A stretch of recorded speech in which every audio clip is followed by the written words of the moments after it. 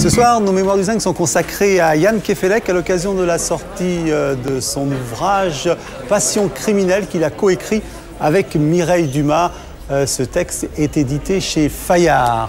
Jan Kefelec, bonsoir. Bonsoir. Bon alors, avant de parler de la passion de tuer, je voudrais régler un problème biographique vous concernant. Sans souci.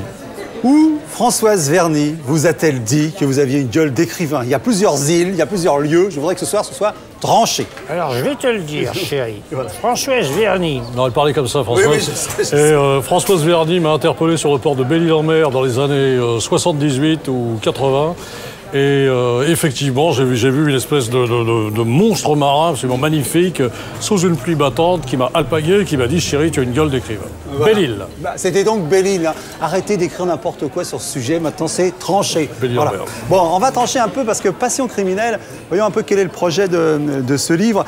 3 histoires. 3 passions, effectivement. 3 courts romans. Voilà, 3 courts romans dans lesquels on va voir une femme tuer un homme tuer une femme tuer une femme. Alors, comment on écrit un livre comme celui-là à 4 mains? Comment ça s'est passé? Bon, de la manière la plus simple, Mireille a fait des enquêtes filmées auprès de grands criminels il y a quelques années, dont tous avaient en commun d'avoir tué leur conjoint. Et ces enquêtes montrent des gens qui ont l'air d'être des individus comme tout le monde, comme vous et moi. La seule différence, c'est qu'ils ont été ravagés par une passion dévorante, et ravagés par cette passion, eh bien, ils ont franchi cette espèce de... Voilà, ils ont été victimes de ce déclic qui fait qu'à un moment, on tue l'autre, on tue ce qu'on aime par-dessus tout. Donc j'ai écrit le livre, mais je l'ai écrit sous le regard de Mireille et en travaillant sur les archives qu'elle a eu l'amitié de me confier. Alors qu'est-ce que ça pose comme question, ce livre? Est-ce qu'on pose à tout un chacun, attention, toi comme un autre, il pourrait t'arriver de vouloir tuer? C'est exactement ça. C'est-à-dire, qu'est-ce qui fait qu'un individu, à un moment, pète un câble, comme disent les jeunes, et pas simplement les jeunes, et à partir de ce moment-là, devient méconnaissable pour lui-même et pour la personne qu'il a en face de lui, et élimine ce qu'il aime par-dessus tout. Chacun d'entre nous est-il capable de tuer, finalement? On peut raconter les 3 histoires dans leur diversité, mais il y a des constantes dans ces histoires, c'est ça qui est intéressant. D'abord, comme vous le dites, et vous le dites dès le prologue, il y a un rapport entre le je et le moi. Il y a un moment, on ne sait plus de qui il s'agit, et tous ont le sentiment que ce n'est pas eux qui sont passés à l'acte, mais vous utilisez le terme « ça », c'est-à-dire une espèce d'entité comme ça, impersonnelle. Et ayant eu ces archives entre les mains, justement, j'ai été très intéressé par la manière dont les gens parlaient de cet événement auquel ils refusent de s'identifier dans un premier temps. Ils ne disent pas « j'ai tiré, je suis un meurtrier ». Ils disent « il y a eu un accident, ça a tiré ». Et progressivement, ils entrent dans leur propre histoire. Et entrant dans leur propre histoire, ils finissent par devenir ce qu'ils essayent surtout de n'être pas. Et il y a un moment où ils s'effondrent et ils disent « eh bien oui, c'est moi, eh bien oui, j'ai tué ». Alors, il y a une autre, je trouve, constante dans ces 3 itinéraires brisés, c'est l'humiliation. C'est-à-dire que chacun, d'une manière ou d'une autre, a été humilié par celui qu'il va tuer. Il est vrai que dans ces livres, l'humiliation joue un rôle très important, qu'on ne peut pas aimer de manière durable quelqu'un qui ne cesse de vous humilier dans la passion qu'on éprouve pour lui. Est-ce que ça vous est arrivé, Jan Kefelec, de vous dire « j'ai été à 2 doigts de passer à l'acte, de la tuer ou de le tuer » je me crois totalement incapable de tuer quiconque. Hein. Je me suis trouvé... exactement, absolument, tout à fait. Je me crois totalement incapable de tuer quiconque. Je me suis retrouvé comme dans des disputes conjugales extrêmement intenses, où effectivement on se dit, mais je n'ai jamais prononcé de mot définitif comme je vais te tuer. En revanche, qui peut dire qu'à un moment ou à un autre, il n'a pas éprouvé dans son cœur, je ne sais pas si cette personne pouvait disparaître, si elle pouvait être éliminée physiquement. Je pense qu'il y a en nous comme ça des pulsions extrêmement profondes qui restent dangereuses. On n'est pas totalement à l'abri de ce genre d'accident. Mais il y a une époque où il y a des cultures dans lesquelles le crime passionnel est absous. Encore aujourd'hui, le crime passionnel n'est pas... Il est c'est une circonstance atténuante. Il est regardé avec... Bien sûr, il y a les criminels savent, par exemple, que s'ils étranglent, si on étrangle, on est moins puni que si on a acheté une arme. Mais en même temps, ce qu'il faut, c'est vraiment se faire sa propre idée sur les histoires. Ce que nous avons cherché, Mireille et moi, c'est aussi à faire de belles histoires. Oui, à montrer 3 romans. 3 romans, et à montrer la beauté du sentiment amoureux, montrer que ce sentiment amoureux est là pour sauver les individus. L'amour, on ne peut pas. L'amour embellit l'individu pendant des années, et un beau jour, cet embellissement disparaît, il y a dispute, il y a un sentiment de dépossession de la part de l'un, et dans ce climat de dépossession, il se transforme en meurtrier.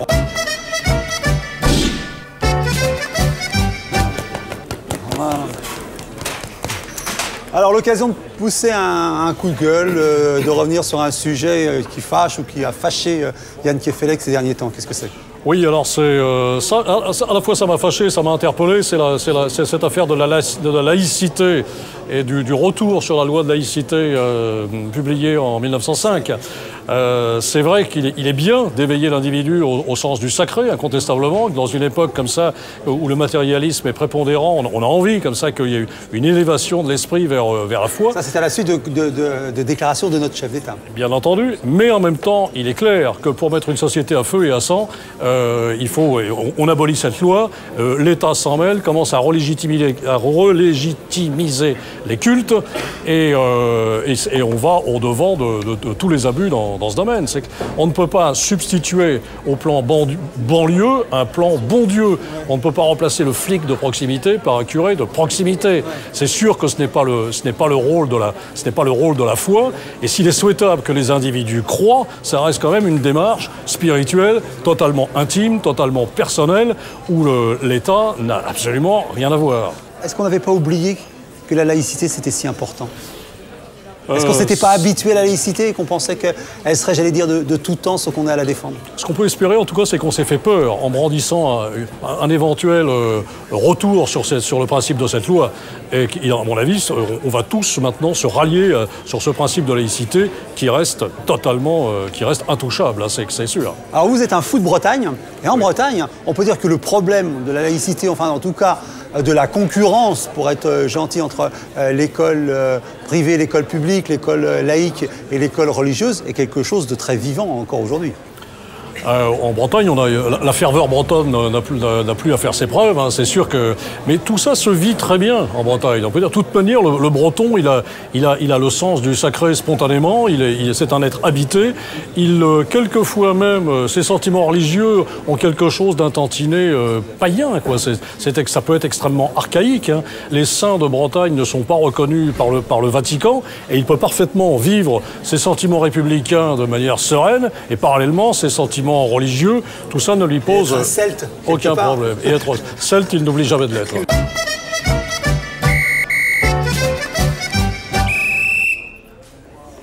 Tout ça, je m'en lasserai pas de ce silence après le coup de sifflet. Ça marche, hein? Voilà. Alors ce coup de sifflet, c'est l'occasion de sortir notre revue de presse. Bon, où on est allé chercher, parfois on va chercher loin, des articles pas très aimables. Hein, c'est le principe de la... C'est le principe, d'accord. Voilà, c'est le principe. Là, donc, je vois Yann Kefelec, enfin serein. C'est dans Lire, Marianne Payot, peut-être que vous avez le souvenir de cet article qui, en fait, faisait l'écho à des critiques qui vous avaient été prodiguées. Alors, j'ai un petit passage. Bon, on va citer des noms que vous connaissez bien. Angelo Rinaldi. Ah oui, parfaitement, oui, absolument. Avait traité ces noces barbares de romans dont même la pensée universelle n'aurait pas voulu. Dire, pour ceux qui ne savent pas, que la pensée universelle, c'est une maison d'édition à compte d'auteur. Absolument. On paye pour être édité. Mais je vais vous dire, cet article ne m'avait pas blessé, mais sérieusement, il m'avait carrément fait rire. Parce que ce même Angelo Rinaldi, pour mon premier roman, Le Charme Noir, avait dit on assiste à la naissance d'un grand écrivain. Donc lui, il y avait une espèce de grand écart de sa part, celui qui était totalement impossible. Donc non, c'est pas l'article qui m'a fait le plus mal. Voilà, non mais parce que vous savez bien qu'il y a des critiques qui aiment découvrir. Et quand, après, celui qu'ils ont découvert a été découvert par les autres, ils ne l'aiment plus. Bref, il en était trop, et une partie de la critique aiguise sa plume. La femme sous l'horizon, le roman suivant, est qualifié de pavé, lourdingue, mélo, maso, zéro. Le maître des chimères se voit taxé d'excès de pathétisme. Prend garde au loup et transformé en Disneyland de rêve en grande surface. Voilà. Voilà, ça vous fait sourire. Est-ce que, en temps réel, au moment où c'est sorti, ça vous faisait rire comme ça? Alors, je vais vous dire, je me suis donné un principe après l'une de ces critiques, je pense, c'est de ne plus jamais lire les critiques négatives. Car on a vraiment le sentiment que les critiques négatives, leur rôle pédagogique, il est parfaitement nul. Ce que cherche le critique comme ça qui vous éreinte, c'est à vous toucher, vous. C'est vraiment quelque chose ad hominem. Faire mal. C'est pas du tout pour le bien de la littérature. Ouais, faire mal, c'est ça, c'est vraiment. C'est un crime passionnel en littérature. Est-ce qu'il y a eu quand même des critiques qui, même si elles étaient un petit peu réservées, vous ont fait du bien j'allais dire, pour le projet lui-même, pour l'écriture, pour l'avenir. Ah non, mais bien sûr. Ce qui est intéressant, la critique littéraire, moi je crois, franchement, pour moi c'est un genre littéraire absolument passionnant. Vous l'avez pratiqué, vous, de votre côté? Bien entendu, pendant 20 ans. Et ce qui manque à la critique littéraire française, c'est bien entendu l'esprit d'analyse, la volonté d'analyser la lecture qui a été faite. Et c'est sûr que ça ferait du bien, non seulement à la librairie, mais également à la littérature, qui a besoin, comme ça, de savoir pourquoi elle est intéressante ou non dans une époque. Ce miroir pour dire l'occasion pour vous d'admirer. Alors, qui avez-vous envie d'admirer? Voilà, c'est du lourd, comme on dit. C'est du lourd et en même temps c'est du très léger. Parce que moi, Shakespeare, Macbeth. Je constate à travers les âges que Shakespeare, c'est indispensable, c'est nécessaire, c'est de l'immense littérature, c'est tout simple et c'est prodigieusement beau, c'est un cri. Et la fin de Macbeth, tellement connue, demain puis demain glisse un petit pas jusqu'à la dernière syllabe du registre des temps, et tous nos hier n'ont fait qu'éclairer pour des fous. Le chemin de la mort poudreuse est un toit court flambeau. Ce texte... Attendez, pourquoi vous connaissez par cœur Macbeth? Parce que lorsqu'un texte me plaît, j'ai probablement qu'une trouille, c'est qu'un incendie m'isole du reste du monde ou une catastrophe nucléaire, et j'apprends par cœur les textes que j'aime. Voilà. Alors pourquoi Macbeth? Est-ce que c'est cette conspiration? Est-ce que c'est ce roi qui décide de tuer sous un peu quand même? Lady Macbeth, c'est quelque chose d'important, c'est une figure féminine passionnelle. Parce que le style de Shakespeare, à l'inverse de celui de Racine et Corneille, que j'admire vraiment énormément, c'est pas du tout une pierre dans leur jardin, ce qui serait totalement ridicule, mais j'aime ce style qui est à la fois versifié, et c'est à la fois de la prose et c'est versifié. C'est vraiment de l'ambigu à l'état pur. C'est à la fois tragique et c'est comique. C'est à la fois réaliste et c'est fantastique. On a les pieds sur terre et en même temps, il y a des sorcières, il y a des monstres. Et cette capacité comme ça à marier le rêve et la réalité brute, c'est extraordinairement... C'est tellement naturel chez Shakespeare que vraiment, moi, je fais partie du bâtiment. Voilà, cette petite caméra, que vous pouvez utiliser à votre guise, à votre gré, nous dit que vous allez nous emmener dans un moment un peu intime de votre mémoire.